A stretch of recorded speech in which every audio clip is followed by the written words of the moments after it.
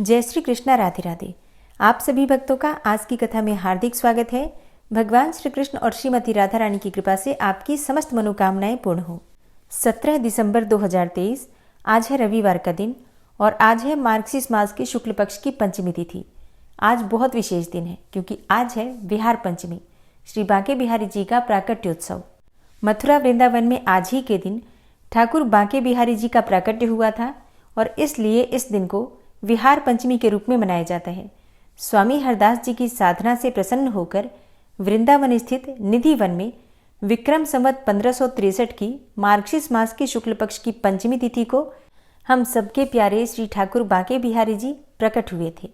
तो आज यहाँ निधिवन राज मंदिर है और यहाँ ठाकुर बांके बिहारी जी की प्राकट्य स्थली आज भी मौजूद है। इसी दिन को व्रज में बिहार पंचमी के रूप में मनाया जाता है। स्वामी हरदास निधिवन के कुंजों में प्रतिदिन नित्य रास और नित्य विहार का दर्शन करते थे। अत्यंत सुंदर पद गाया करते थे और अपने मधुर संगीत से श्री कृष्ण और श्री राधा रानी को रिझाया करते थे। फिर बांके बिहारी जी का प्राकट्य कैसे हुआ, ये आप आज की कथा में सुनने वाले हैं। देखिए, श्री बिहारी जी महाराज के दर्शन तो आप में से लगभग कई भक्तों ने किए भी होंगे। मंदिर के विशाल चौक में प्रवेश करते ही ऊंचे जगमोहन के पीछे निर्मित गर्भगृह में भव्य सिंहासन पर विराजमान होते हैं श्री बिहारी जी। वहीं पर उनके दर्शन होते हैं और उत्सवों के अवसर पर और जब ग्रीष्म ऋतु होती है, गर्मी की ऋतु होती है, तब तो फूल बंगले बनते हैं। तब श्री बिहारी जी महाराज जगमोहन में विराजते हैं और परम उत्कृष्ट साज श्रृंगार के साथ अपने भक्तों को दर्शन देते हैं तथा सभी भक्तों की मनोकामनाओं को पूरी करते हैं। तो जिन भक्तों ने बिहारी जी महाराज के दर्शन किए हैं या जिन भक्तों ने दर्शन नहीं भी किए हैं, एक बार अभी अपनी आंखें बंद कीजिए और बिहारी जी महाराज के दर्शन कीजिए। सिंहासन पर बीचों बीच श्री बिहारी जी महाराज विराजमान हैं। उनके वाम आंग में उनकी प्रियतमा परम दुलारी श्री श्यामा प्यारी की गद्दी सेवा है और उन्हीं के बगल में छोटे से चित्रपट के रूप में विराजमान है श्री स्वामी हरदास जी। तो आइए स्वामी हरदास जी के विषय में कुछ जानते हैं। श्री स्वामी हरदास जी का जन्म संवत 1535 में हरदासपुर नामक ग्राम में हुआ था। इनके पिता का नाम आशुधीर जी था और माता का नाम था गंगा देवी। इनके भाइयों का नाम श्री जगन्नाथ जी एवं गोविंद जी था। मात्र 25 वर्ष की अवस्था में अपने समस्त धन धाम का परित्याग करके श्री स्वामी हरदास जी अपने पूज्य पिता श्री आशुधीर जी महाराज से दीक्षा लेकर श्रीधाम वृंदावन में परम रमणीय श्री निधिवन नामक नित्य विहार की भूमि में आकर निवास करने लगे। उनके साथ उनके भतीजे श्री विट्ठल विपुल जी भी आए थे। उस समय संवत 1560 में वृंदावन एक गहन वन था, घना जंगल था एवं वृंदावन में कोई भवन व सड़कें भी नहीं थी। तो श्री स्वामी हरदास जी ने वृंदावन में निवास किया और वहां परम विलक्षण रस रीति का प्रवर्तन किया। श्री स्वामी हरदास जी महाराज नित्य निकुंज लीलाओं में ललिता स्वरूप हैं। व नित्य विहार के नित्य सागर में रसमग्न रहकर प्रिया प्रियतम का साक्षात्कार करते हुए उन्हीं की केलियों का गान करते हैं। स्वामी जी जब भी अपने तानपुरे पर संगीत की अलौकिक स्वर लहरियां बिखेरते थे, तब संपूर्ण वृंदावन थिरकने लगता था। एक अलौकिक छटा बिखर जाती थी। सभी पशु पक्षी भी मंत्रमुग्ध होकर उनका संगीत सुनने लगते थे। उनके भतीजे विट्ठल विपुल जी हमेशा सोचते थे कि स्वामी जी का संगीत किसके लिए समर्पित है। उसी प्रश्न के साथ एक प्रश्न और जुड़ गया कि स्वामी जी जिस निकुंज के द्वार पर बैठकर संगीत की रागिनी छेड़ते हैं, उसके भीतर कौन विद्यमान है जिससे वे एकांत में बातें भी करते हैं। श्री विट्ठल विपुल जी ने अनेकों बार उसके भीतर झांक कर देखा, किंतु अंधेरे के अतिरिक्त कुछ भी और दिखाई नहीं दिया था। फिर एक दिन स्वामी हरदास जी ने विट्ठल विपुल जी को अपने पास बुलाया और पूछा, जानते हो आज क्या है? विट्ठल विपुल जी ने कहा, नहीं तो, मुझे तो आप बताओ आज क्या है। तब स्वामी हरदास जी ने उत्तर दिया, देखो, आज तुम्हारा जन्मदिन है और इस अवसर पर मैं तुम्हें कुछ सौगात देना चाहता हूँ। विट्ठल विपुल जी बोले, मुझे कोई सौगात नहीं चाहिए, मैं तो उस निकुंज द्वार का रहस्य जानना चाहता हूँ और आपके प्राणाराध्य श्यामा कुंज बिहारी के स्वरूप की एक झलक पाना चाहता हूँ। तब स्वामी जी बोले, वही तो मैं तुम्हें बताना चाहता हूँ, बुलाओ जगन्नाथ जी को और भी सबको। और अब ये सुनकर विट्ठल विपुल जी बहुत खुश हुए। हरिदास जी के भ्राता जगन्नाथ जी भी वहीं आ गए और भी समाज जुड़ गया। स्वामी जी ने नेत्र मूंदे, तानपुरा लेकर बैठे थे। सभी विमुग्ध थे और रस में डूबे हुए थे। संगीत के स्वरों के आरोह के साथ ही सबने अपने अंतर में एक अद्भुत प्रकाश का अनुभव किया। तभी उस नूतन निकुंज में नील गौर प्रकाश की कोमल किरणें फैलने लगी। सब एकटक होकर देख रहे थे। कुछ दिव्य घटित होने जा रहा था।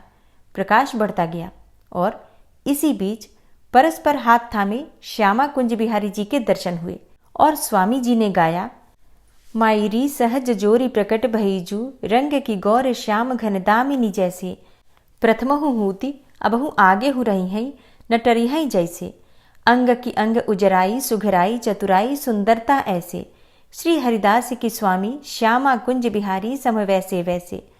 पद समाप्त होते ही श्री श्यामा कुंज बिहारी जी बोले, तुम्हारी मनोकामना पूर्ण हुई।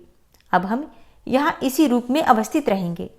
स्वामी जी बोले, हे प्राणाराध्य, आप ऐसे ही निकुंज के बाहर आपकी सेवा कैसे होगी? विष्णु शिव इंद्र आदि की सेवा का तो वैदिक विधान है, पर आपकी सेवा कैसे होगी? श्री बिहारी जी बोले, सेवा तो लाड प्यार की होगी। तभी स्वामी जी ने निवेदन किया, आपके सौंदर्य को लोक सहन नहीं कर पाएगा, अतः आप एक ही रूप में प्रकाशित होकर दर्शन दें। तभी श्यामा कुंज बिहारी की युगल छवि बांके बिहारी जी के रूप में प्रतिष्ठित हो गई। अब स्वामी जी और बांके बिहारी जी की महिमा जब हरिदासपुर पहुंची तो जगन्नाथ जी के तीनों पुत्र श्री गोपीनाथ जी, श्री मेघश्याम जी और श्री मुरारी दास जी वृंदावन आ गए। स्वामी हरिदास जी की केवल एक ही इच्छा थी कि बिहारी जी की सेवा लाड प्यार से हो। स्वामी जी ने बिहारी जी की आरतियों का 3 क्रम निर्धारित किया था। सुबह श्रृंगार आरती, मध्याह्न राजभोग आरती और रात को शयन आरती। स्वामी जी ने बिहारी जी की सेवा श्री जगन्नाथ जी और उनके तीनों पुत्रों को सौंप दी और तभी से जगन्नाथ जी के वंशज श्री बिहारी जी की परंपरागत सेवा करते आ रहे हैं। कई वर्षों तक तो बिहारी जी की सेवा का क्रम निधिवन में ही चलता रहा। अब बाद में आवश्यकता के अनुसार उन्हें सन 1864 में इस भव्य मंदिर में स्थानांतरित कर दिया गया, जहां पर वे आज विराजमान हैं। तो इस मंदिर का निर्माण गोस्वामियों द्वारा तन मन धन से सहयोग देकर कराया गया। श्री बिहारी जी महाराज की उपासना प्रेम रस की उपासना है। किसी एक विधि विधान, कर्मकांड या संप्रदायवाद के दायरे में यह नहीं समा सकती। और यही कारण है कि सभी संप्रदायों, मतों और धार्मिक विश्वास के वे व्यक्ति जिनका हृदय प्रेम से भरा हुआ है, वे भक्त यहाँ आते हैं और अपनी भक्ति भावना के अनुसार फल पाते हैं। श्री बिहारी जी नित्य धाम श्री वृंदावन में नित्य लीलारत हैं। ये सब अवतारों के अवतारी हैं, नित्य बिहारी हैं। लक्ष्मीपति व्रजपति के लिए भी ये दुर्लभ हैं। ये एक होकर भी दो और दो होकर भी एक हैं। ये न निर्गुण है न सगुण, अपितु दोनों से ही विलक्षण है। निर्गुण सगुण डबा है रतन बिहारी लाल। ये निर्गुण सगुण रूप 2 पल्लों वाली डिबिया के मध्य रखे हुए रत्न हैं। ये सबके हैं और सब इनके हैं। स्वामी जी कहते हैं, मौत भले पाए बिहारी ऐसे पाओ सबको, गरीब अमीर अनपढ़ विज्ञ सबको इन्हें पाने का हक है। इन्हें पा लेने के बाद और कुछ पाना शेष ही नहीं रहता। बांके की बाकी झांकी करी, बाकी रही कहाँ है। आइए श्री बांके बिहारी जी की इस बाकी छवि के दर्शन फिर एक बार करते हैं। ध्यान से दर्शन कीजिए। सिर पर टेढ़ी पाग है, टिपारे कटारे किरीट की शोभा है, तो साथ में माथे पर बिंदी दिप रही है और नाक पर बेसर और कटी में पटका है, तो पास ही नागिन सी लहरदार वेड़ी है। झगा है, पायजामा है, तो घुमावदार लहंगा है और पीठ पीछे इकलाई भी है। एक ओर श्याम जी का साज है तो दूसरी ओर श्यामा जी का श्रृंगार है। श्यामा के वस्त्राभूषणों के दर्शन तो सबको होते हैं, किंतु उनके स्वरूप का साक्षात्कार कोई रसिक प्रेमी ही कर पाता है। जब स्वामी जी की कृपा होती है तभी श्याम तमाल से लिपटी हुई कंचन लता की तरह अथवा सघन घन से कौंधती हुई विद्युल लता की तरह श्री बांके बिहारी जी की स्वरूप से झांकती हुई श्यामा जी की शोभा को निहारा जा सकता है। इसलिए कहा गया है, कूची नित्य विहार की श्री हरिदासी के हाथ, सेवत साधक सिद्ध सब जांचत नावत माथ। श्यामा श्याम श्री बांके बिहारी जी के दर्शन कर लेने से ही मन की कोई भी कामना हो पूरी हो जाती है। लेकिन बिहारी जी के भक्तों की बात ही अलग है। वो मन में कोई कामना रखते ही नहीं है। उनकी लालसा सिर्फ इतनी ही होती है कि बिहारी जी उन पर कृपा बनाए रखें और उन्हें बिहारी जी के दर्शन हो पाए। इस विषय में एक भक्त की अद्भुत कहानी आती है। एक समय की बात है, झांसी और शिवपुरी के मध्य में करेरा नामक एक गांव है। उस गांव से महुवर नाम की एक नदी गुजरती है। उस महुवर नदी के किनारे श्री बांके बिहारी जी का एक प्राचीन मंदिर है, जो आज भी वहां पर स्थित है। उस मंदिर के ठीक बगल में एक जीर्ण शीर्ण मकान स्थित है। एक महात्मा जी उस बिहारी जी के मंदिर में पधारे। उन्होंने वहां के पुजारी से उस जीर्ण अर्थात बहुत पुराना टूटा फूटा मकान था, उसके बारे में पूछा। महात्मा जी ने पूछा कि उस मकान की कहानी क्या है। तब उन पुजारी जी ने महात्मा जी को कई वर्ष पहले की एक सत्य घटना सुनाई। बात उस समय की है जब उस मंदिर के महंत थे श्री रज्जवदास जी महाराज, और जो यह टूटा फूटा मकान है, यहाँ पर एक दुकान हुआ करती थी। यहाँ पर एक गहोई वैश्य जाति की बूढ़ी महिला रहा करती थी। उसके परिवार में कोई नहीं था, वो अकेली ही यहाँ रहा करती थी। वैश्य जाति की होने के कारण उसकी आदत थी कुछ न कुछ व्यापार करने की, इसलिए वह कचौरी और पकौड़ियाँ बनाती थी और बेचा करती थी। लोग उससे कहते थे, माई तुम इतनी बूढ़ी हो और अकेली रहती हो, तुम्हारे पास इतना बड़ा मकान है, दुकान है, और तुम रोज व्यापार भी करती हो, क्या करोगी इतने धन का? ये सब छोड़कर भगवान का नाम लिया करो। लेकिन वो बुढ़िया मानती नहीं थी और इसी प्रकार रोज कचौड़ी पकौड़े बनाकर बेचा करती थी। एक दिन उसे रात्रि में सपना आया। उसने सपने में देखा कि वो मर चुकी है और लोग उसकी संपत्ति को लूट लूट कर ले जा रहे हैं। अब सवेरे जब वो जागी तो उसे लगा कि कहीं ये सच ही ना हो जाए, क्योंकि मेरा तो कोई है ही नहीं। मेरे बाद तो सब संपत्ति लोग लूट कर ही ले जाएंगे। लोग ये सब लूटें तो ठीक नहीं। ऐसा विचार करके वो बुढ़िया अपने गहोई वैश्य समाज के लोगों के पास गई। उन सबसे सलाह करके उसने अपनी सारी संपत्ति बिहारी जी के मंदिर के नाम कर दी। इसके बाद वो बुढ़िया अपनी दुकानदारी छोड़कर बिहारी जी के मंदिर में ही निवास करने लगी और मंदिर से ही उसे दोनों समय का भोजन भी मिल जाया करता था। अब उस बुढ़िया ने अपना सारा जीवन भगवान श्री कृष्ण को समर्पित कर दिया था।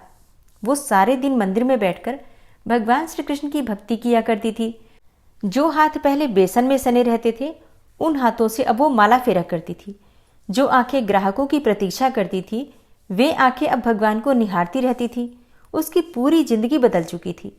गांव के सभी लोग अब उसे भक्तिन कहकर पुकारते थे।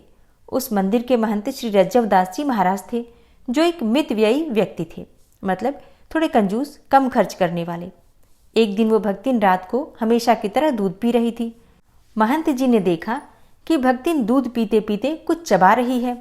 अब महंत जी ने पूछा, माई ये तुम दूध में क्या चबा रही हो? भक्तिन बोली, महाराज जी आप दूध में मेवा ज्यादा डाल देते हो ना, उसी को चबा रही हूं। महंत जी ने सोचा, अरे मैं और दूध में मेवा डालूं? नहीं नहीं, मैं तो दूध में चीनी डाल देता हूं, वही बहुत है। महंत जी का माथा ठनका। दूसरे दिन उन्होंने देखा, दोपहर को भक्तिन को दाल परोसी गई तो दाल में घी तैरता दिखाई दिया। अब महंत जी ने पूछा, ये दाल में घी कहाँ से आया? भक्तिन बोली, महाराज जी आप ही तो दाल में घी डालकर लाते हो। महंत जी को लगा शायद बर्तन में पहले से ही घी गिर गया होगा। अब महंत जी रोज देखते, भक्तिन की रोटी और दाल में रोज घी ज्यादा दिखाई देता और उसके दूध में मेवे भी बढ़ते जा रहे थे।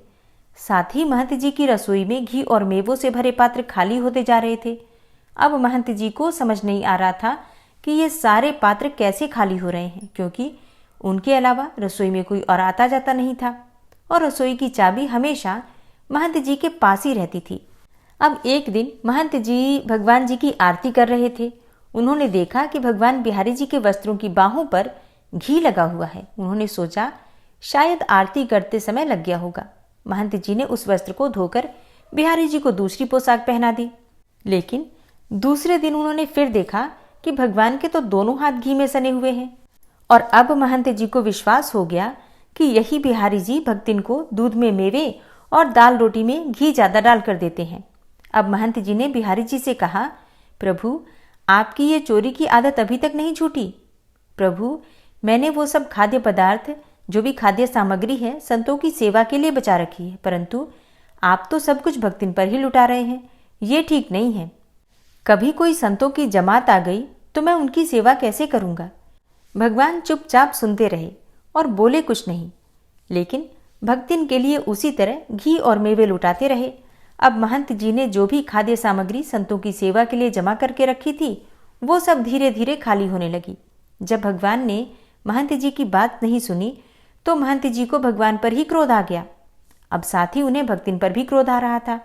महंत जी ने सोचा, इस भक्तिन को मंदिर से निकाल देना चाहिए। महंत जी ने विचार किया, इसको निकालें कैसे? कोई लांछन हो, कोई आरोप हो, तब तो इसे निकालें। इस प्रकार महंत जी भक्तिन को मंदिर से निकालने का उपाय सोचने लगे। अब महंत जी ने विचार किया और एक दिन वो मंदिर के दरवाजे पर बैठ गए और उस रास्ते से जितनी महिलाएं और पुरुष निकलते उनसे कहने लगे, भक्तिन ने तो एक आदमी रख लिया है।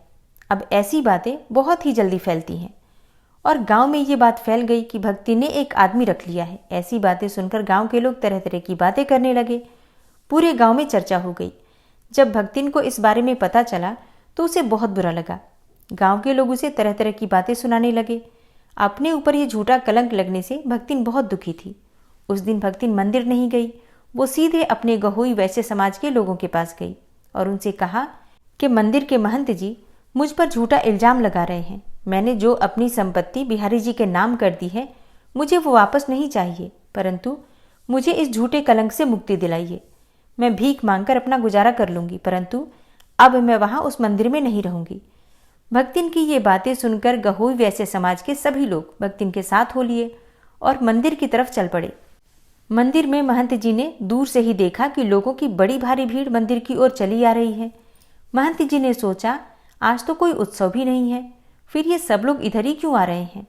तब उन्होंने ध्यान से देखा, इस भीड़ में वह भक्तिन भी आ रही थी। तो समझ गए महंत जी कि यही भक्तिन इन सबको अपने साथ लेकर आ रही है। इसलिए वो उत्तर देने के लिए तैयार हो गए। अब जैसे ही सभी लोग मंदिर पहुंचे तो किसी के कुछ भी कहने से पहले महंत जी बोले, मंदिर के सारे घी और मेवा के पात्र धीरे धीरे खाली होते जा रहे हैं। यदि कोई साधुओं की जमात आ गई तो उस समय हम उन्हें क्या खिलाएंगे? सभी लोग बोले, अगर ऐसा है तो ये कहिए कि भक्तिन चोरी करती है, लेकिन आपने तो इस पर दूसरा कलंक लगा दिया। महंत जी बोले, ये चोर नहीं है, ये सच्ची है और ईमानदार भी है। लोग बोले, तो फिर आपने इस पर यह कलंक क्यों लगाया? तब महंत जी बोले, इसकी भक्ति ने बिहारी जी को अपने बस में कर लिया है। वही इसको मंदिर की रसोई से चुरा चुरा कर मेवे और घी खिलाते हैं। बिहारी जी ने इसे गोपी रूप में स्वीकार कर लिया है और इसने बिहारी जी को पति के रूप में मान लिया है, इसलिए हमने कुछ भी गलत नहीं कहा। ये कहकर महंत जी ने सभी लोगों को मंदिर में घटित हुई सारी बातें बताई। अब सब लोग क्या सोच करके आए थे और मंदिर आकर उन्हें कुछ और ही पता चला। ये सब बातें सुनकर सब लोगों की आंखों में आंसू आ गए। सभी लोगों ने कहा, महंत जी अब आप इस भक्तिन की चिंता न करें, हमारे इतने परिवार हैं, ये जिस भी परिवार में पहुंच जाएगी वहां के लोग इसे भोजन कराकर स्वयं को धन्य मानेंगे। जिसका भगवान से नाता हो उसकी सेवा करना तो हम सभी का सौभाग्य होगा। भक्तिन ने कहा, अब मैं कहीं नहीं जाऊंगी, यहीं इसी मंदिर में रहूंगी। दोपहर को महंत जी भोजन लेकर आए, लेकिन भक्तिन ने भोजन खाने से मना कर दिया और कहा कि मुझे भूख नहीं है। महंत जी बोले, हाँ, अब तुम हमारे यहाँ भोजन क्यों करोगी? कल से तो तुम्हारे बड़े बड़े सेठों के यहाँ निमंत्रण है। ये कहकर महंत जी चले गए। अब रात को महंत जी दूध लेकर आए। भक्तिन ने फिर दूध नहीं पिया और वो सारी रात बिहारी जी के सामने बैठी रही। महंत जी को भी नींद नहीं आ रही थी। वे भी भक्तिन को अपने कमरे से बैठे बैठे देख रहे थे। सुबह के 3 बजे और जब सब लोग सो रहे थे, भक्तिन ने भगवान की देहरी पर सिर रखकर आंसू बहाए और उनसे कहा, हे प्रभु, आपका नाम बदनाम किया, इसलिए मैं और अधिक इस बात को बढ़ाना नहीं चाहती। और अब जब आपके हाथ से प्रसाद पाया तो अब क्या किसी दूसरे के हाथ से प्रसाद पाऊं? ऐसा कहकर जैसे ही भक्तिन ने अपना सिर मंदिर की देहरी पर रखा, अचानक एक बहुत तेज प्रकाश हुआ और गड़गड़ाहट के साथ मंदिर के सारे दरवाजे खुल गए। मंदिर की सभी घंटियां अपने आप बज उठी। महंत जी और सभी लोग जागकर अपने अपने कमरों से बाहर आए। सभी ने देखा कि भक्तिन के शरीर से एक प्रकाश पुंज निकला और बिहारी जी के श्री विग्रह में जाकर समा गया। भक्तिन के प्राण श्री बिहारी जी में ही विलीन हो चुके थे। पूरे करैरा गांव में इस बात का हल्ला मच गया। अगले दिन करैरा गांव में ही महुवर नदी के किनारे भक्तिन का अंतिम संस्कार किया गया और वहीं पर उसकी समाधि भी बनाई गई। महंत रज्जब दास जी जब तक उस मंदिर में रहे, उनका नियम था, भगवान की आरती करने के बाद वे छत पर चले जाते और छत से उस समाधि की भी आरती उतारते। आज भी वो करैरा गांव है और वहाँ आज भी बिहारी जी का वो प्राचीन मंदिर है। मंदिर के बगल में वो खंडहर मकान है और आज भी उस भक्तिन की समाधि वहाँ उस महुवर नदी के किनारे स्थित है। प्रेम से जयकारा लगाइए श्री बांके बिहारी लाल की जय। हम सब की प्यारी श्री राधिका रानी की जय। जय जय श्री कृष्णा, जय श्री राधे। श्री राधा कृपा कटाक्ष स्तोत्र। मुनीन्द्र वृंद वंदिते त्रिलोक शोक हारिणी प्रसन्न वक्त्र पंकजे निकुंज भूविलासिनी व्रजेन्द्र भानुनंदिनी व्रजेन्द्र सूनु संगते कदा करिष्यसि हमां कृपा कटाक्ष भाजनम्। अशोक वृक्ष वल्लरी वितान मंडपस्थिते प्रवाल बाल पल्लव प्रभारुणांध्रि कोमले वराभय स्फुरत्करे प्रभूत संपदालये कदा करिष्यसि हमां कृपा कटाक्ष भाजनम्। अनंगरंग मंगलं प्रसंग भंगुरं भ्रुवां सविभ्रमं ससंभ्रमं दृगन्त बाणपातनय निरन्तरं वशीकृत प्रतीत नन्दनन्दने कदा करिष्यसि हमां कृपा कटाक्ष भाजनम्। तडित्सुवर्ण चंपक प्रदीप्त गौर विग्रहे मुख प्रभा परास्त कोटि सारदेन्दुमण्डले विचित्र चित्र संचर चकोर शावलोचने कदा करिष्यसि हमां कृपा कटाक्ष भाजनम्। मदोन्मदादि यौवने प्रमोदमान मंडिते प्रियानुराग रंजिते कला विलास पंडिते अनन्य धन्य कुंज राज्य काम केलि कोविदे कदा करिष्यसि हमां कृपा कटाक्ष भाजनम्। अशेष हाव भाव धीर हीर हार भूषिते प्रभूत शात कुंभ कुंभ कुंभि कुंभ सुस्तनि प्रशस्त मंद हास्य चूर्ण पूर्ण सौख्य सागरे कदा करिष्यसि हमां कृपा कटाक्ष भाजनम्। मृणाल वाल वल्लरी तरंग रंग दौर्लते लताग्रलास्य लोल नील लोचनावलोकने ललल्लुलन्मिलन् मनोज्ञ मुग्ध मोहिनाश्रिते कदा करिष्यसि हमां कृपा कटाक्ष भाजनम्। सुवर्ण मल्लिकांचित त्रिरेख कंबुकंठगे त्रिसूत्र मंगली गुण त्रिरत्न दीप्ति दीधिते सलोल नील कुंतल प्रसून गुच्छ गुंफिते कदा करिष्यसि हमां कृपा कटाक्ष भाजनम्। नितंब बिंब लंबमान पुष्प मेखला गुणे प्रशस्त रत्न किंकिणी कलाप मध्य मंजुले करींद्र शुंड दंडिकावरोह शोभ गोरुके कदा करिष्यसि हमां कृपा कटाक्ष भाजनम्।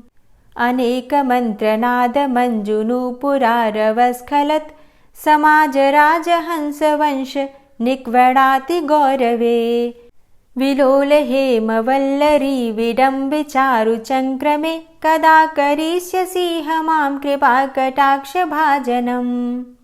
अनंत कोटि विष्णुलोक नम्र पद्मजार्चिते हिमाद्रिजा पुलोमजा विरिंचिजा वरप्रदे अपार सिद्धि रिद्धि दिग्ध सत्पदांगुली नखे कदा करिष्यसि हमां कृपा कटाक्ष भाजनम्।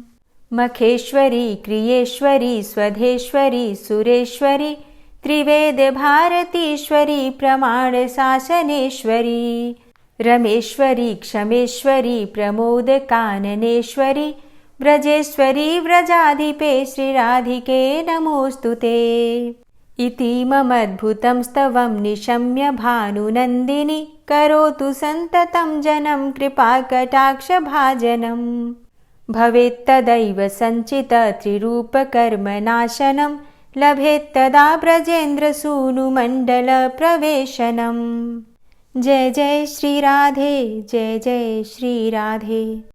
ओम विश्वं विष्णुर्वषट्कारो भूतभव्य भवत्प्रभु भूतकृत भूतभृद्भावो भूतात्मा भूतवाहन भूतात्मा परमात्मा च मुक्तानां परमागति अव्ययः पुरुषः साक्षी क्षेत्रज्ञो अक्षर एव च योगो योगविदां नेता प्रधानपुरुषेश्वरः नारसिंहवपुः श्रीमान् केशवः पुरुषोत्तमः सर्वः शर्वः शिवस्थाणुर्भूतादिर्निधिर्व्ययः सम्भवो भावनो भर्ता प्रभवः प्रभुरीश्वरः स्वयंभू शम्भुरादित्यः पुष्कराक्षो महास्वनः अनादिनिधनो धाता विधाता धातुरुत्तमः अप्रमेयो ऋषिकेश पद्मनाभो अमरप्रभु विश्वकर्मा मनुस्त्वष्टा स्थविष्ठः स्थविरो ध्रुवः अग्राह्यः शाश्वतः कृष्णो लोहिताक्षः प्रतर्दनः प्रभूतस्त्रिककुब्धाम पवित्रं मङ्गलं परम् ईशानः प्राणदः प्राणो ज्येष्ठः श्रेष्ठः प्रजापति हिरण्यगर्भो भूगर्भो माधवो मधुसूदनः ईश्वरो विक्रमी धन्वी मेधावी विक्रमः क्रमः अनुत्तमो दुराधर्षः कृतज्ञः कृतिरात्मवान् सुरेशः शरणं शर्म विश्वरेताः प्रजाभवः अह संवत्सरो व्याल प्रत्ययः सर्वदर्शनः अज सर्वेश्वर सिद्ध सिद्धे सर्वादिर्च्युत वृषाकपिर्मेयात्मा सर्वयोगविनिश्रित वसुर्वसुमना सत्य समात्मा संमितः सम अमोघ पुण्डरीकाक्षो वृषकर्मा वृषाकृतिः रुद्रो बहुशिरा बभ्रुर्विश्वयोनिः शुचिश्रवा अमृतः शाश्वतस्थाणुर्वरारोहो महातपः सर्वगः सर्वविद्भानुर्विश्वक्सेनो जनार्दनः वेदो वेदविद्व्यङ्गो वेदाङ्गो वेदवित्कविः लोकाध्यक्षः सुराध्यक्षो धर्माध्यक्षः कृताकृतः चतुरात्मा चतुर्व्यूहश्चतुर्द्रष्टश्चतुर्भुजः भ्राजिष्णुर्भोजनं भोक्ता सहिष्णुर्जगदाति च अनघो विजयोजेता विश्वयोनिः पुनर्वसु उपेन्द्रो वामनः प्रांशुर्मोघः शुचिरुर्जिता अतीन्द्रः सङ्ग्रहः सर्गो धृतात्मा नियमो यमः वेद्यो वैद्यः सदा योगी वीरः माधवो मधु अतीन्द्रियो महामायो महोत्साहो महाबलः महाबुद्धिर्महावीर्यो महाशक्तिर्महाद्युतिः अनिर्देश्य वपुः श्रीमान् मेयात्मा महाधृतिर् महिश्वासो महीभर्ता श्रीनिवासः सतां गति अनिरुद्ध सुरानन्दो गोविन्दो गोविन्दाम्पति मरीचिर्दमनो हंस सुपर्णो भुजगोत्तम हिरण्यनाभ सुतपा पद्मनाभ प्रजापति अमृत्यु सर्वदिक्सिंह संधाता सन्धिमानस्थिर अजो दूर्मर्षणः शास्ता विश्रुतात्मा सुरारिः गुरुर्गुर्तमो धाम सत्य सत्यपराक्रम निमिषो अनिमिषो श्रग्वी वाचस्पतिरुदारधि अग्रणिर्ग्रामणी श्रीमान् न्यायो नेता समीरण सहस्रमूर्धा विश्वात्मा सहस्राक्षा सहस्रपात् आवर्तनो निवृत्तात्मा संवृतः संप्रमर्दन अह संवर्तको वह निर्निलोधरणीधरः सुप्रसादः प्रसन्नात्मा विश्वदृग्विशुभुग्विभु सत्कर्ता सत्कृतः साधु जहर्नुर्नारायणो नरः असंख्येयो अप्रमेयात्मा विशिष्टशिष्टकृच्छुवि सिद्धार्थ सिद्धसङ्कल्प सिद्धिदः सिद्धिसाधनः वृषाहि वृषभो विष्णुर्विष्पर्वा वृषोदरः वर्धनो वर्धमानश्च विविक्तः श्रुतिसागरः सुभुजो दूर्धरो वाग्मी महेन्द्रो वसुदो वसु नैकरूपो बृहद्रूप शिपिविष्टः प्रकाशनः ओजस्तेजो द्युतिधर प्रकाशात्मा प्रतापनः रिद्धस्पष्टाक्षरो मन्त्रश्चन्द्रांशुर्भास्करदुतिः अमृतांशुद्भवो भानु शशबिन्दुः सुरेश्वरः औषधं जगतः सेतु सत्यधर्मपराक्रमः भूतभव्य भवन्नाथ पवनः पावनो नलः कामः कामकृत्कान्तः कामः कामप्रदः प्रभु युगादिकृद्युगावर्तो नैकमायो महाशनः अदृश्योऽव्यक्तरूपश्च सहस्रजितनन्तजित् इष्टो अविशिष्ट शिष्टेष्ट शिखण्डी नहुसो वृष क्रोधः क्रोधकृत्कर्ता विश्वबाहुर्महीधरः अच्युतः प्रतितः प्राणः प्राणदो वासवानुजः अपां निधिर्धिष्ठानं प्रमत्तः प्रतिष्ठितः स्कन्दः स्कन्दधरो धूर्यो वरदो वायुवाहनः वासुदेवो बृहद्भानुरादिदेवः पुरन्दरः अशोकस्तारणस्तारः शूरः सौरिर्जनेश्वरः अनुकूलः शतावर्त पद्मी पद्मनिभेक्षणः पद्मनाभो अरविन्दाक्ष पद्मगर्भ शरीरभृत् महर्धिरिद्धो वृद्धात्मा महाक्षो गरुडाध्वजः अतुलः शरभो भीमो समयज्ञो हविर्हरि सर्वलक्षणलक्षण्यो लक्ष्मीवान् समितिञ्जय वीक्षरो रोहितो मार्गो हेतुर्दामोदरः सह महीधरो महाभागो वेगवान् मिताशनः उद्भवः शोभणो देव श्रीगर्भ परमेश्वर करणं कारणं कर्ता विकर्ता गहनो गुह व्यवसायो व्यवस्थान संस्थान स्थानदो ध्रुव परर्थी परमस्पस्तुष्ट पुष्ट सुभेक्षणः रामो विरामो विरजो मार्गो नेयो नयोनयः वीर शक्तिमतां श्रेष्ठो धर्मो धर्मविदुत्तमः वैकुण्ठः पुरुषः प्राणः प्राणदः प्रणवः पृथु हिरण्यगर्भः शत्रुघ्नो व्याप्तो वायुरुधोक्षजः ऋतुः सुदर्शनः कालः परमेष्ठी परिग्रहः उग्रः संवत्सरो दक्षो विश्रामो विश्वदक्षिणः विस्तारः स्थावरस्थाणु प्रमाणं बीजमव्ययम् अर्थो अनर्थो महाकोशो महाभोगो महाधनः अनिर्विण्णः स्थविष्टोभू धर्मयुपो महामख नक्षत्रनेमिर्नक्षत्री क्षमा चामः समीहनः यज्ञ इज्यो महेज्यश्च क्रतुसत्रं सतां गतिः सर्वदर्शी विमुक्तात्मा सर्वज्ञो ज्ञानमुत्तमं सुव्रतः सुमुखः सुष्मा सुघोषः सुखदः सुहृतः मनोहरो जित्क्रोधो वीरबाहुर्विदारणः स्वापनः स्ववसो व्यापी नैकात्मा नैककर्मकृत् वत्सरो वत्सलो वत्सी रत्नगर्भो धनेश्वरः धर्मगुप्त धर्मकृत धर्मी सदसक्षरमक्षरम अविज्ञाता सहस्रांसुर्विधाता कृतलक्षण गभस्तिनेमि सत्वस्थ सिंहो भूत महेश्वर आदिदेवो महादेवो देवेशो देवभृद्गुरुः उत्तरो गोपतिर्गोप्ता ज्ञानगम्यः पुरातन शरीरभूतभृद्भोक्ता कपीन्द्रो भूरि दक्षिण सोमभो अमृतपः सोम पुरुजित पुरुषोत्तम विनियोजय सत्यसन्धो दाशाः सात्वतां पतिः जीवो विनयिता साक्षी मुकुन्दो अमितविक्रम अम्भो निद्रणन्तात्मा महोदधीशयोऽन्तकः अजो महारः स्वाभाव्यो जितामित्रः प्रमोदन आनन्दो नन्दनो नन्दः सत्यधर्मा त्रिविक्रमः महर्षि कपिलाचार्यः कृतज्ञो मेदिनीपतिः त्रिपदस्त्रिदशाध्यक्षो महाशृङ्गः कृतान्तकृत् महावराहो गोविन्दः सुखेणः कनकाङ्गदी गुह्यो गभीरो गहनो गुप्तश्चक्रगदाधरः वेधा स्वाङ्गो अजितः कृष्णो दृढः सङ्कर्षणोच्युतः वरुणो वारुणो वृक्षः पुष्कराक्षो महामनाः भगवान् भगानन्दी वनमाली हलायुधः आदित्यो ज्योतिरादित्यः सहिष्णुर्गतिसत्तमः सुधन्वाखण्ड परशुर्दारुणो द्रविडप्रदः दिविस्त्रिक्सरदृग्व्यासो वाचस्पतिर्योनिजः त्रिसामासामगः साम निर्वाणं भेषजम्भिषक् सन्न्यासकृच्छमः शान्तो निष्ठा शान्तिः परायणं शुभाङ्गः शान्तिदस्रष्टा कुमुदः कुवलेशय गोहितो गोपतिर्गोप्ता वृषभाक्षो वृषप्रियः अनिवर्ति निवृतात्मा संक्षेप्ता चेमकृच्छिवः श्रीवत्सवक्षा श्रीवास श्रीपति श्रीमतांबर श्रीद श्रीश श्रीनिवास श्रीनिधि श्रीविभावन श्रीधर श्रीकर श्रेय श्रीमान् लोकत्रयाश्रय स्वक्ष स्वंग शतानंदो नंदिर्ज्योतिर्गणेश्वर विजितात्मा विधेयात्मा सत्कीर्तिश्छिन्न संशय उदीर्ण सर्वतक्षसुर निश शाश्वत स्थिर भूषयो भूषणो भूतिर्विशोकः शोकनाशन अर्चिष्मानर्चितः कुंभो विशुद्धात्मा विशोधन अनिरुद्धो अप्रतिरथ प्रद्युम्नो अमित विक्रमः कालिनेमि निहावीर शौरी सूरजनेश्वर त्रिलोकात्मा त्रिलोकेशः केशवः केशिहारी कामदेवः कामपालः कामीकान्तः कृतागमः अनिर्देशव पुर्विष्णोर्वीरो अनन्तो धनञ्जयः ब्रह्मण्यो ब्रह्मकृत् ब्रह्मा ब्रह्म ब्रह्म विवर्धन ब्रह्मविद् ब्राह्मणे ब्रह्मी ब्रह्मज्ञो ब्राह्मणप्रियः महाक्रमो महाकर्मा महातेजा महोरगः महाक्रतुर्महायज्वा महायज्ञो महाहवि स्तव्यः स्तव प्रियः स्तोत्रं स्तुतिस्तोतारणप्रियः पूर्णः पुरैता पुण्यः पुण्यकीर्तिर्नामयः मनोजवस्तीर्थकरो वसुरेता वसुप्रद वसुप्रदो वासुदेव वसुर्वसुमनाहवि सद्गतिः सत्कीर्तिः सत्ता सद्भूति सत्परायणः शूरसेनो यदुश्रेष्ठः सन्निवासः सुयामुनः भूतावासो वासुदेवः सर्वासु निलयोऽनलः दर्पः दर्पदो दृप्तो दूढरोथा पराजितः विश्वमूर्तिर्महामूर्तिर्दीप्तमूर्तिर्मूर्तिमान् अनेकमूर्तिरव्यक्तः शतमूर्तिः शताननः एको नैकः सवकः किं यत्तत्पदमनुत्तमं लोकबन्धुर्लोकनाथो माधवो भक्तवत्सलः सुवर्णवर्णो हेमांगो वरांगश्चन्दनांगदी वीरः विषमः शून्यो घृताशीर चलश्चलः अमानीमानदो मान्यो लोकस्वामी त्रिलोकधृक् सुमेधा मेधजो धन्यः सत्यमेधा धराधरः तेजो वृषः द्वितिधरः सर्वशस्त्रभृतांबरः प्रग्रहो निग्रहो व्यग्रो नैकशृङ्गो गदाग्रजः चतुर्मूर्तिश्चतुर्बाहुश्चतुर्व्यूहश्चतुर्गति चतुरात्मा चतुर्भावश्चतुर्वेदविदेकपात् समावर्तो अनिवृतात्मा दुर्जयो दुरतिक्रम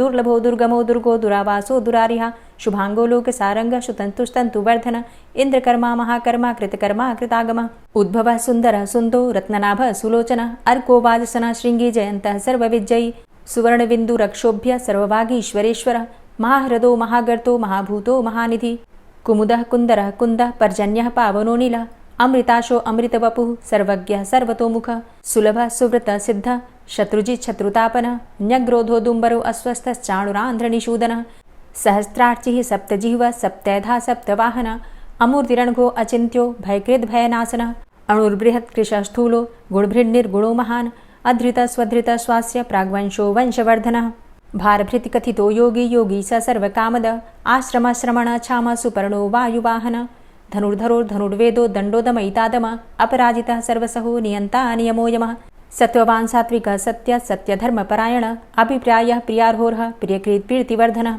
विहाय सगतिर्ज्योति सुरुचिर्हुद्भुग्विभु रविर्विलोचनः सूर्य सविता रविलोचनः अनन्तो हुद्भुग्भोक्ता सुखदो नैकजोग्रज अनिर्विण्ण सदामर्षि लोकाधिष्ठानमद्भुतः सनात सनातन्तमः कपिलः कपिरप्ययः स्वस्तिदा स्वस्तिकृत् स्वस्ति स्वस्तिभुक् स्वस्ति दक्षिणः रौद्रः कुण्डली चक्रे विक्रमयुर्जितशासनः शब्दातिगः शब्दशः शिशिरः शर्वरीकरः अक्रूरः पेशलो दक्षो दक्षिणः क्षमिणाम्बर विद्वतमो वितभय पुण्यश्रवणकीर्तन उत्तारणो दुष्कृतिः पुण्यो दुःस्वप्ननाशन वीरः रक्षणः सन्तो जीवनः पर्यवस्थितः अनन्तरूपो अनन्तसृर्जितमन्युर्भयापः चतुरश्रो गभीरात्मा विदिशो व्यादिशो दिश अनादिर्भूर्भुवो लक्ष्मीः सुवीरो रुचिराङ्गद जननो जन्मादिर्भीमो भीमपराक्रम आधारनीलयोधाता पुष्पः सः प्रजागर ऊर्ध्वगः सत्पथाचारः प्राणदः प्रणमापण प्रमाणं प्राणनीलियः प्राणभृत् प्राणजीवनः तत्त्वं तत्त्वविदेकात्मा जन्म मृत्यु जरातिग पूर्वस्वस्तरुस्तार सविता प्रपितामह यज्ञो यज्ञपतिर्यज्वा यज्ञांगो यज्ञवाहन यज्ञभृद्यज्ञकृद्यज्ञ यज्ञभुक् यज्ञसाधन यज्ञान्तिकृद्यज्ञ गुह्यमन्यमन्नादेव च आत्मयोनिः स्वयं जातो वैखानः सामगायन देवकी नंदन स्रष्टा क्षितिसः पापनाशनः शंखभृन्नन्दकी चक्री शारङ्गधन्वा गदाधरः रथांगपाणिरक्षोभ्य सर्वप्रहरणायुध ओम नमः इति। गजेंद्र मोक्ष पाठ। पाठ सुनाने से पहले थोड़ी सी जानकारी मैं आपको देना चाहती हूँ इस स्तोत्र के बारे में। हिंदू धर्म के प्रथम ग्रंथ श्रीमद् भगवद गीता के 3 अध्याय में गजेंद्र स्तोत्र पढ़ने को मिलता है। इसमें श्लोकों की संख्या है 33 और ऐसा कहा जाता है कि इस मंत्र का जाप करने से जीवन में किसी भी प्रकार की परेशानी हो तत्काल आपको उससे मुक्ति मिल जाती है। इस स्तोत्र में हाथी और मगरमच्छ के साथ हुए युद्ध का वर्णन किया गया है और गजेंद्र जब युद्ध से हार जाता है तो भगवान विष्णु का ध्यान करके उनकी स्तुति करता है और उसकी स्तुति से प्रसन्न होकर भगवान विष्णु आते हैं और उसे मोक्ष प्रदान करते हैं। और इस पाठ को करते समय अगर हम अपने मन में ये भावना रखें कि हे श्री हरि विष्णु, जिस प्रकार से गजेंद्र को परेशानी से आपने बाहर निकाला उसी प्रकार से हमें भी हमारी परेशानियों से बाहर निकालिए, तो निश्चित ही भगवान विष्णु हमारी मदद करते हैं। तो अब सच्चे मन से भगवान श्री हरि विष्णु का ध्यान करके इस परम कल्याणकारी स्तोत्र का पाठ करते हैं। शुक जी ने कहा कि बुद्धि के अनुसार पिछले अध्याय में वर्णन किए गए रीति से अपने मन को नियंत्रित करके और हृदय को स्थिर करके गजेंद्र अपने पिछले जन्म में याद किए गए सर्वोच्च कार्य और बार बार जप किए जाने वाले स्तोत्र का जप करने लगा। गजेंद्र ने मन ही मन श्री हरि को ध्यान करते हुए कहा कि जिनके प्रवेश करने से शरीर और मस्तिष्क चेतन की तरह व्यवहार करने लगते हैं, ओम द्वारा लक्षित और पूरे शरीर में प्रकृति और पुरुष के रूप में प्रवेश करने वाले उस सर्वशक्तिमान देवता का मैं मन ही मन स्मरण करता हूँ, जिनके सहारे ये पूरा संसार टिका हुआ है और जिनसे ये सारा संसार अवतरित हुआ है, जिन्होंने प्रकृति की रचना की है और जो खुद उसके रूप में ही प्रकट है, लेकिन उसके बावजूद भी वो इस पूरी दुनिया में सर्वोपरि और श्रेष्ठ हैं। ऐसे अपने आप और बिना किसी कारण के भगवान की मैं शरण में जाता हूँ। अपने संकल्प शक्ति के बल पर अपने ही स्वरूप में रचित और सृष्टि काल में प्रकट एवं प्रलय में अप्रकट रहने वाले इस शास्त्र प्रसिद्धि प्राप्त कार्य कारण रूपी संसार को जो बिना कुंठित दृष्टि के साक्ष्य रूप में देखते रहने पर भी लिप्त नहीं होते, चक्षु आदि प्रकाशकों के परम प्रकाशक प्रभु आप मेरी रक्षा करें। बीतते गए समय के साथ तीनों लोकों और ब्रह्मादि लोकपालों के पंचभूत में प्रवेश कर जाने पर और पंचभूतों से लेकर महत्वपूर्ण सभी कारणों के उनकी परम करुणा स्वरूप प्रकृति में मग्न हो जाने पर उस समय दुर्गेर और घोर अंधकार रूपेण प्रकृति ही बच रही थी। उस अंधकार से परे अपने परम धाम में जो सर्वव्यापी भगवान सभी दिशाओं में प्रकाशित होते रहते हैं, वो भगवान मेरी रक्षा करें। विभिन्न नाट्य रूपों में अभिनय करने वाले और उस अभिनेता के वास्तविक स्वरूप को जिस प्रकार से साधारण लोग भी नहीं जान पाते, उसी तरह से सत्व प्रधान देवता और महर्षि भी जिनके स्वरूप को नहीं जान पाते, ऐसे में कोई साधारण प्राणी उनका वर्णन कैसे कर सकता है। ऐसे दुर्गम चरित्र वाले भगवान मेरी रक्षा करें। अनेकों शक्ति से मुक्त, सभी प्राणियों को आत्मबुद्धि प्रदान करने वाले, सबके बिना कारण हित और अतिशय साधु स्वभाव ऋषि मुनिजन जिनके परम स्वरूप को देखने की इच्छा के साथ वन में रहकर अखंड ब्रह्मचर्य तमाम अलौकिक व्रतों को नियमों के अनुसार पालन करते हैं, ऐसे प्रभु ही मेरी गति है। वह जिनका हमारी तरह न तो जन्म होता है और न जिनके द्वारा अहंकार प्रेरित कर्म ही होते हैं, जिनके निर्गुण स्वरूप का न तो कोई नाम है और न रूप ही है, फिर भी समय के अनुसार जगत की सृष्टि एवं प्रलय के लिए स्वेच्छा से जन्म आदि को स्वीकार करते हैं, उन अनंत शक्ति संपन्न परम ब्रह्म परमेश्वर को नमस्कार है। उन प्राकृत आकार रहित एवं अनेकों आकार वाले अद्भुत कर्मा भगवान को बारंबार नमस्कार है। स्वयं प्रकाशित सभी साक्ष्य परमेश्वर को मेरा शत शत नमन है। वैसे देव जो मन वाणी और चित्तवृत्तियों से परे हैं, उन्हें मेरा बारंबार नमस्कार है। विवेक से परिपूर्ण, पुरुष के द्वारा सभी सत्व गुणों से परिपूर्ण, निवृत्ति धर्म के आचरण से मिलने योग्य और मोक्ष सुख की अनुभूति रूपी भगवान को मेरा नमस्कार है। सत्व गुण को स्वीकार करके शांत, रजोगुण को स्वीकार करके घोर एवं तमोगुण को स्वीकार करके मूढ़ से प्रतीत होने वाले भेद रहित, अतएव सदा समभाव से स्थित ज्ञानघन प्रभु को मेरा नमस्कार है। शरीर इंद्रिय आदि के समुदाय रूप संपूर्ण पिंडों के ज्ञाता, सबके स्वामी एवं साक्षी रूप प्रभु को मेरा नमस्कार है। सबके अंतर्यामी, प्रकृति के भी परम कारण, किंतु स्वयं कारण रहित प्रभु को नमस्कार है। संपूर्ण इंद्रियों एवं उनके विषयों के ज्ञाता, समस्त प्रतीतियों के कारण रूप, संपूर्ण जड़ प्रपंच एवं सबकी मूलभूता अविद्या के द्वारा सूचित होने वाले तथा संपूर्ण विषयों में अविद्या रूप से भासने वाले प्रभु को मेरा नमस्कार है। सबके कारण किंतु स्वयं कारण रहित तथा कारण होने पर भी परिणाम रहित होने के कारण अन्य कारणों से विलक्षण कारण आपको बारंबार नमस्कार है। संपूर्ण वेदों एवं शास्त्रों के परम तात्पर्य, मोक्ष रूप एवं श्रेष्ठ पुरुषों की परम गति भगवान को नमस्कार है। जो त्रिगुण रूप काष्ठों में छिपे हुए ज्ञान रूप अग्नि है, उक्त गुणों में हलचल होने पर जिनके मन में सृष्टि रचने की बाह्य वृत्ति जागृत हो उठती है तथा आत्मतत्व की भावना के द्वारा विधि निषेध रूप शास्त्र से ऊपर उठे हुए ज्ञानी महात्माओं में जो स्वयं प्रकाशित हो रहे हैं, उन प्रभु को मैं नमस्कार करता हूँ। मुझ जैसे शरणागत पशु तुल्य अर्थात अविद्याग्रस्त जीवों की अविद्या रूप फांसी को सदा के लिए पूर्ण रूप से काट देने वाले अत्यधिक दयालु एवं दया करने में भी कभी आलस्य न करने वाले नित्य मुक्त प्रभु को नमस्कार है। अपने अंश से संपूर्ण जीवों के मन में अंतर्यामी रूप से प्रकट होने वाले सर्वनियंता अनंत परमात्मा आपको नमस्कार है। शरीर, पुत्र, मित्र, घर, संपत्ति एवं कुटुंबियों में आसक्त लोगों के द्वारा कठिनता से प्राप्त होने वाले तथा मुक्त पुरुषों के द्वारा अपने हृदय में निरंतर चिंतित ज्ञान स्वरूप सर्वसमर्थ भगवान को नमस्कार है।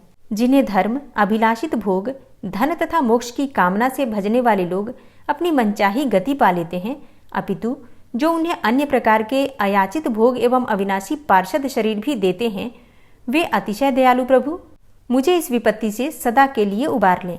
जिनके अनन्य भक्त जो वस्तुतः एकमात्र उन भगवान के ही शरण हैं, धर्म, अर्थ आदि किसी भी पदार्थ को नहीं चाहते, अपितु उन्हीं के परम मंगलमय एवं अत्यंत विलक्षण चरित्रों का गान करते हुए आनंद के समुद्र में गोते लगाते रहते हैं, उन अविनाशी, सर्वव्यापक, सर्वश्रेष्ठ ब्रह्मादि के भी नियामक, अभक्तों के लिए प्रकट होने पर भी भक्ति योग द्वारा प्राप्त करने योग्य, अत्यंत निकट होने पर भी माया के आवरण के कारण अत्यंत दूर प्रतीत होने वाले, इंद्रियों के द्वारा अगम्य तथा अत्यंत दुर्विज्ञेय, अंतरहित किंतु सबके आदि कारण एवं सब ओर से परिपूर्ण उन भगवान की मैं स्तुति करता हूँ।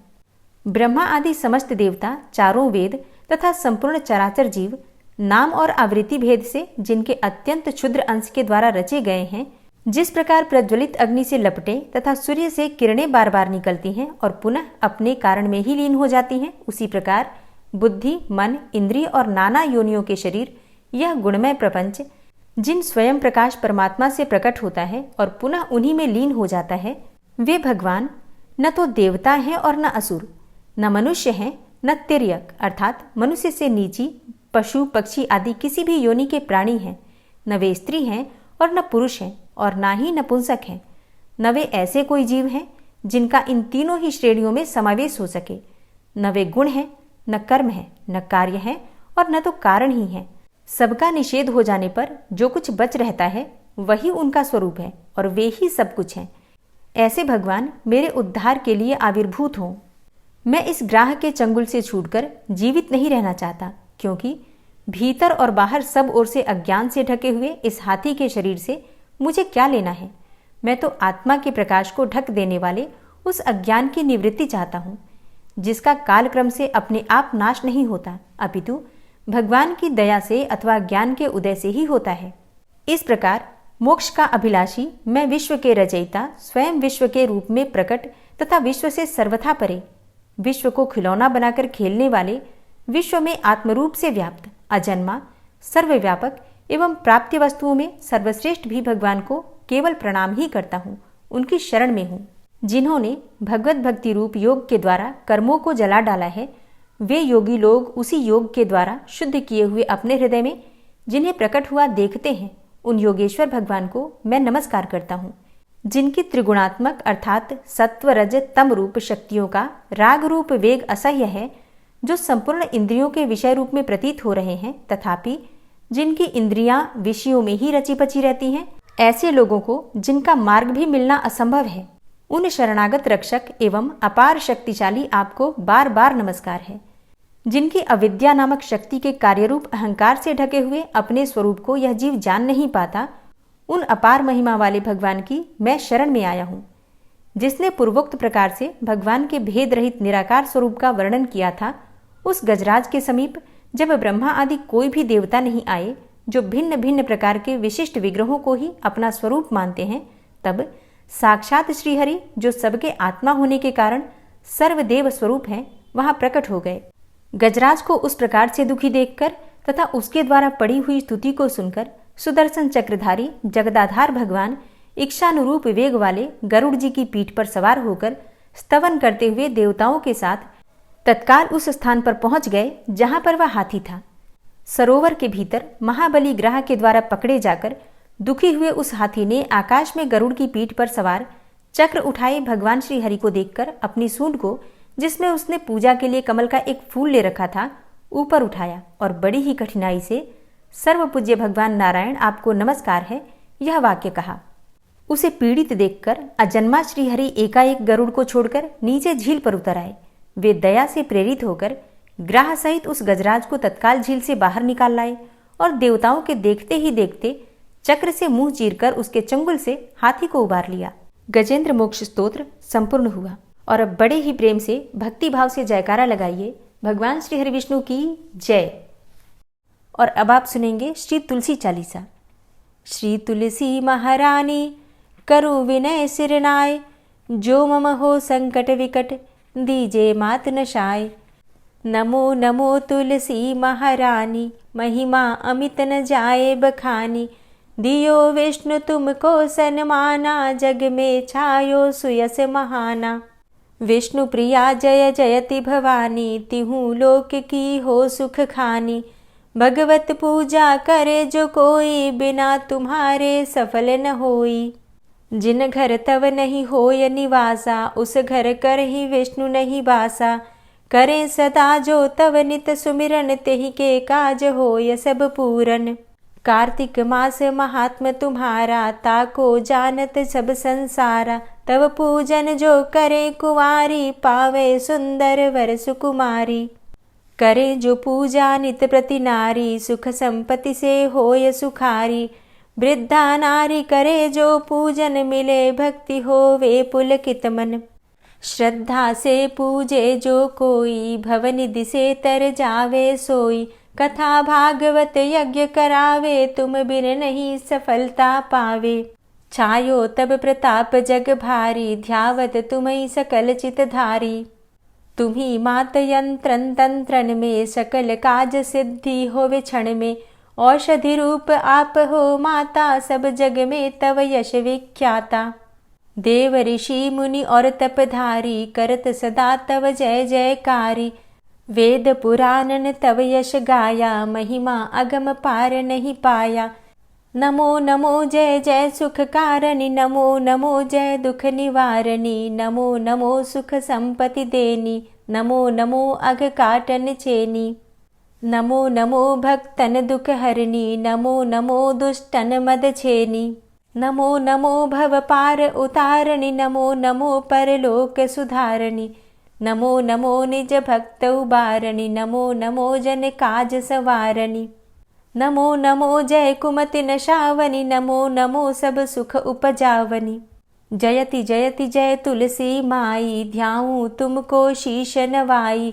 निज जन जानी मोहि अपनाओ, बिगड़े कारज आप बनाओ। करूं विनय मैं मात तुम्हारी, पूर्ण आशा करहु हमारी। शरण चरण कर जोरी मनाऊं, निश दिन तेरे ही गुण गाऊं। करहु मात अब मोह पर दाया, निर्मल होए सकल मम काया। मांगू मातु यही बर दीजे, सकल मनोरथ पूर्ण कीजे। जानू नहीं कछु नेम आचारा, क्षमहु मातु अपराध हमारा। 12 मास करे जो पूजा, तासम जग में और नहीं दूजा। प्रथम ही गंगा जल मंगवावे, फिर सुंदर स्नान करावे। चंदन अक्षत पुष्प चढ़ावे, धूप दीप नैवेद्य लगावे। करे आचमन गंगा जल से, ध्यान करे हृदय निर्मल से। पाठ करे फिर चालीसा की, स्तुति करे मात तुलसा की। यह विधि पूजा करे हमेशा, ताके तन नहीं रहे कलेशा। करे मास कार्तिक का साधन, सोवे नित पवित्र हुई जाहि। है यह कथा महासुखदाई, पढ़े सुने सो भव तर जाई। यह श्री तुलसी चालीसा, पाठ करे जो कोय, गोविंद सो फल पावही, जो मन इच्छा होय। तुलसी चालीसा संपूर्ण। और अब आप सुनेंगे तुलसी महारानी की आरती। तुलसी महारानी नमो नमो, हरि की पटरानी नमो नमो। तुलसी महारानी नमो नमो, हरि की पटरानी नमो नमो। धन्य तुलसी पूर्ण तप कीनो, धन्य तुलसी पूर्ण तप कीनो। शालिग्राम की बनी पटरानी नमो नमो। तुलसी महारानी नमो नमो, हरि की पटरानी नमो नमो। जाके पत्र मंजरी कोमल, जाके पत्र मंजरी कोमल। श्रीपति कमल चरण लपटानी नमो नमो, हरि की पटरानी नमो नमो। तुलसी महारानी नमो नमो। धूप दीप नैवेद्य आरती, धूप दीप नैवेद्य आरती। पुष्पन की वर्षा बरसानी नमो नमो, हरि की पटरानी नमो नमो। तुलसा महारानी नमो नमो। 56 भोग 36 व्यंजन, 56 भोग 36 व्यंजन। बिन तुलसा हरि एक न मानी नमो नमो। तुलसी महारानी नमो नमो, हरि की पटरानी नमो नमो। सभी सखी मैया तेरो यश गावे, सभी सखी मैया तेरो यश गावे। भक्ति दान दीजे महारानी नमो नमो। तुलसा महारानी नमो नमो, हरि की पटरानी नमो नमो।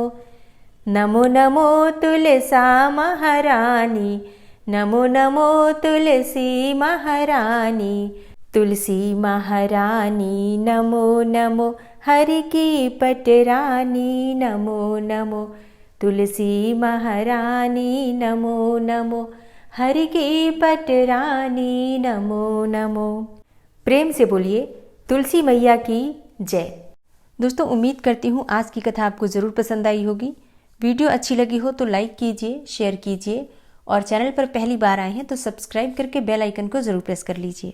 मिलती हूँ आपसे अगली वीडियो में, तब तक के लिए जय श्री राधे।